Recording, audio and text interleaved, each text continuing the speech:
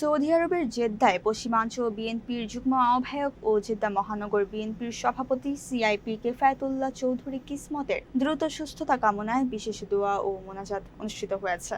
গতকাল জেদ্দার স্থানীয় একটি হল রুমে মহানগর বিএনপির উদ্যোগে এই দোয়া মাহফিলের আয়োজন করা হয়। মহানগর বিএনপির সহ সভাপতি নোয়াব আলীর সভাপতিত্বে ও সাধারণ সম্পাদক শফিক আহমেদের সঞ্চালনায় এতে প্রধান অতিথি ছিলেন পশ্চিমাঞ্চল বিএনপির সিনিয়র যুগ্ম আহ্বায়ক আব্দুল মান্নান। প্রধান বক্তা ছিলেন সদস্য সচিব মীর মনিরুজ্জামান তপন এবং বিশেষ অতিথি ছিলেন গিয়াসউদ্দিন মঈন চৌধুরী ও প্রকৌশলী নুরুল আমিন। অনুষ্ঠানে যুবদল, স্বেচ্ছাসেবক দল ও জাসাস সহ অঙ্গ সংগঠনের বিপুল সংখ্যক নেতাকর্মী উপস্থিত ছিলেন। পশ্চিমাঞ্চল ওলামা দলের সভাপতি মাওলানা আসাহাব উদ্দিনের পরিচালনায় মোনাজাতে কেফায়েতুল্লাহ চৌধুরীর দ্রুত সুস্থতা, দেশনেত্রী বেগম খালেদা জিয়া রুহের মাগফিরাত ও জিয়া পরিবার সহ দেশ ও জাতির সার্বিক কল্যাণে মহান আল্লাহর দরবারে বিশেষ দোয়া করা হয়।